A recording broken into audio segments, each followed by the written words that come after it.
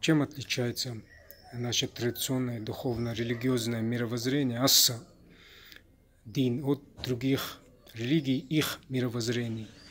Во-первых, их адепты не могут нам показать пальцем, да, где Бог, говоря о вере в Бога, то есть то, что уводит за материей.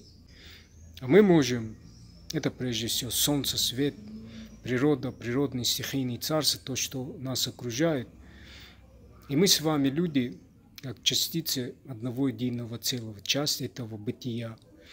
Поэтому мы нашего Творца Всевышнего называем на нашем языке Хоцау, то есть Хор, Цау, то есть Хор – это солнце, Цау – явление, то есть Дух Творца, проявленный посредством материи, а прежде всего солнца. То есть Бог такой, каким мы его видим, какой Он есть. Есть такая фраза «Я есть им то, что я есть».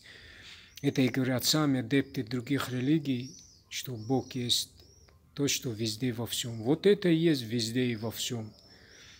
Только вопрос, а что тогда такое вера, в кого верить?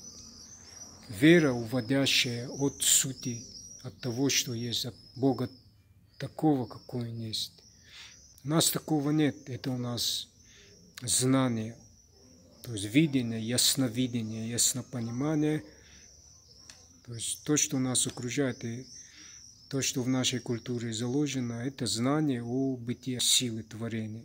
Отсюда и все наши слова, термины в культуре и самоназвания, как асы, нарты, арии. Нарты мы бы перевели на современный русский лад как частица Бога. И огонь в нашей культуре – это обозначение Духа, Духа Творца.